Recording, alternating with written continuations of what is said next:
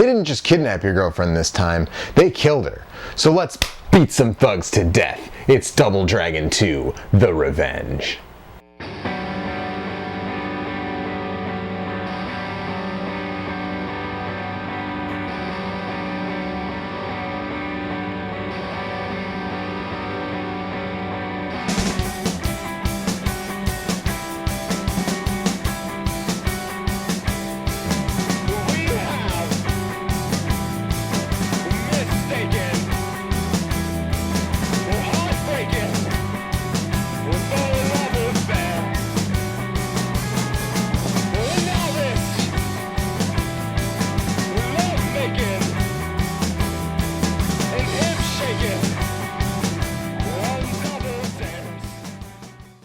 Two episodes back, we covered Double Dragon, and now we're taking on The Revenge. Now, just like that game, this game was released on a myriad of platforms ranging from the Amstrad CPC, the ZX Spectrum, DOS, Commodore 64, and even the Sega Mega Drive in Japan, although it never got a US Genesis release. The particular versions we'll be talking about are the NES and the PC Engine Super CD. But let's not get ahead of ourselves. First, just like always, a little history. Double Dragon 2: The Revenge was released in the arcade hot on the heels of the first game. Technos had a bona fide hit on their hands with the first Double Dragon, and they were eager to ride the wave. In 1988, Double Dragon 2 hit arcades worldwide. This time, they released the games themselves in the US instead of cutting Taito in on their profits. In structure, the arcade sequel is nearly identical to the first game. There are 4 missions that are very similar to the 4 seen in the previous game. Instead of woods, there's a farm, that kind of thing, but still, very similar layouts. In fact, it's hardly an improvement at all. It's really just a new coat of paint on the same old game. Now, Technos knew from experience that this isn't something they could accurately port to the NES, so they took the same tack that Capcom did with so many of their arcade to NES ports and just redesigned it. The NES port, published in America by Acclaim in 1990, is a totally different game with the same story as the arcade. And this time it has a real 2-player mode! But I digress. Anyways, the NES title was a totally different experience than the arcade title, and it was better for it. And it was this game, not the arcade version, that was the basis for the PC Engine Super CD version. In 1993, the year after Super Double Dragon was released on the Super NES, Naxatsoft released their version of Double Dragon 2 for the PC Engine Super CD. Naxat's experience porting Technos games to the PC Engine made sure that this game would play well. Remember, we looked at their version of Super Dodgeball for the PC Engine a few episodes back. Now, the CD format and expanded memory used for Super CD games ensured a great-looking port. Unfortunately, this version never came to the US TurboGrafx, which was discontinued the same year. It will, however, play in an American TurboDuo, since the CD games of that era have no region lock. So these are our 2 games for this episode, and make no mistake about it, they are better than the last 2 Double Dragon games we covered.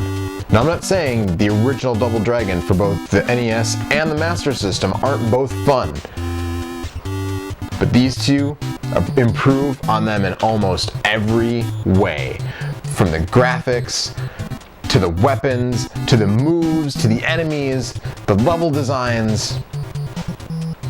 These games are where it's at. Let's start with something that might be somewhat minor, the story. This game seems to almost serve as a completely separate story from the first one. In the NES version, it's the near future, and gangs run roughshod over the unnamed city that it takes place in. The only people brave enough to stand up to them are the Double Dragons, 2 brothers named Billy and Jimmy Lee. In an attempt to stop them, the gangs kill Billy's girlfriend Marion, and from there, it's classic kung fu movie revenge. The PC Engine version is a little different, though it follows more or less the same story. The main difference is that in this version, it's a more distant Road Warrior-esque future in which a nuclear holocaust has destroyed civilization, and the Double Dragons reside in post-apocalyptic New York. They're still the only ones who will stand up to the gangs, and the gangs still kill Billy's girlfriend Marion. The most major difference here is the way in which the story is told. The PC Engine's Super CD format not only used, of course, CDs, but it also required expanded RAM for the system. Both of these factors lead to an anime-style, fully voiced cutscene approach that they use to tell the story. Unfortunately, these are all in Japanese, but the visuals get the point across very well. Now, this isn't to say that the NES story scenes aren't effective, cohesive, and evocative. Quite the opposite, but for the time, the PC Engine story scenes are much, much more impressive. But that's all just window dressing, right? I mean, most players skip those scenes half the time anyways. What really matters is how much fun it is to punch these thugs in the face. And the answer is a lot of fun. The gameplay is stellar in both titles. As we've already covered, both games include two-player simultaneous play, and both titles give you access to all of your moves right from the beginning, unlike the original NES title. As far as a comparison to each other, both titles have the same set of moves, and they're both pretty easy to pull off, though some moves are more satisfying in one version than another. For example, the punt move has a better sound and sends bad guys flying higher in the NES version, so it's more satisfying to use. On the other hand, the kick combo in the PC Engine version is better animated and feels more devastating, so it's more satisfying on that platform. However, I would be remiss if I didn't mention one little thing about the gameplay that isn't so great. The level designs in the later stages. As with the NES Double Dragon 2 introduces some platforming elements towards the end, and these elements are pretty awful. The jumping mechanics, especially the fact that you have to hit 2 buttons to jump, are just not conducive to platforming whatsoever. It's slightly less terrible in the PC Engine CD version, since the timing on some of the disappearing platforms is more forgiving, but it's still bad. In fact, these segments regularly cost me all of my lives in the NES version. Another thing is that in order to see the true ending in both versions, you have to play on the highest difficulty level. This means the enemies are meaner, and in many places will do things like toss you off of ledges where you don't have much chance to escape, but this is limited to big enemies and turnabout is always fair play, especially with the awesome hyper knee move. BAM! So long, fatty. Which brings me to another complaint. No continues, or limited continues. The NES game has no immediately apparent way to continue. There are secret codes you can put in on the game over screen to continue where you left off. However, these codes are very difficult, they have to be put in very quickly, some of them have to be put in on the Player 2 controller even if you're playing a single player game, and most of all, they don't always work. I mean, it's hard for me to say, I'm not 100% certain, but I could never get them to work more than once per game, limiting my ability to continue to only once. The PC Engine version offers you credits, limited credits that you can use. They're shared between the two players. Once those are gone, it's game over. There's also a level select code, but again, these are both just mechanics that mask your ability to pick up where you left off, which I can't stand. Anyways, enough grousing. Let's move on to something a little better. Graphics and sound. Both are technically better on the PC Engine Super CD, of course, but the NES version looks and sounds fantastic for the system. The graphics are a marked improvement over the original NES Double Dragon, but the music, well, it just doesn't get there. Like I said in the Double Dragon episode, that game has one of the best and most iconic game soundtracks in history, and I'm sorry to say that this game just can't touch it in that respect. In comparison to each other, the CD-based game obviously has technically better sounding music, but I actually like the sound design in the NES game more, both from a music and a sound effects standpoint. It's mostly because Naxxit's version has a really, really dated sounding soundtrack.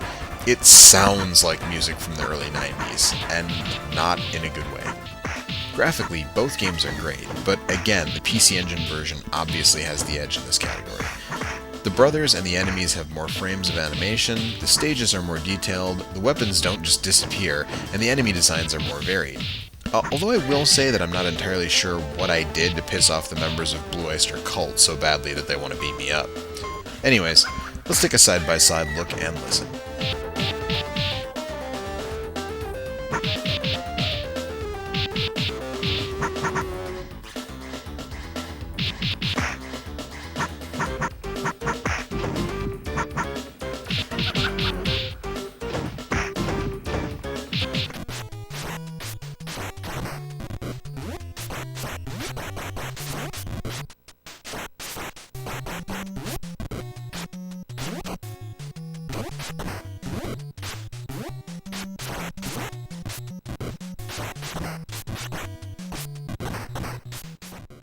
Alright, it's that time. Time to give the edge.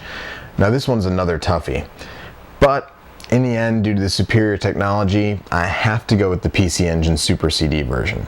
Now that isn't to say that the NES version isn't great or take anything away from this game. This game is excellent, and it's probably the second best beat 'em up for the system after River City Ransom, which is also another Technos game. The other thing is, this game is cheap. You can pick this one up for about a 5 spot. This one, it's going to cost you a little bit more.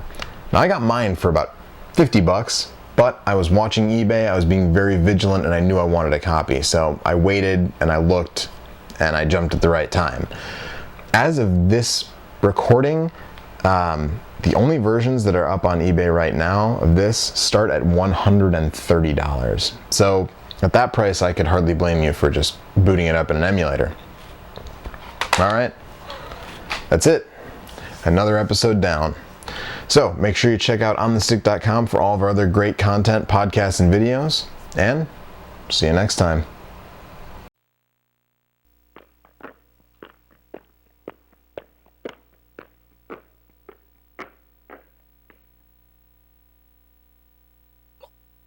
Marian, 生きていたのか。リリー。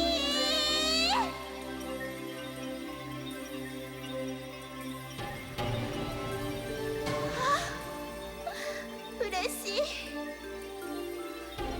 でもなぜなの？だって私はあの時幻殺剣の呪いが解けたのさ。愛してる。もう二度と君を離さない。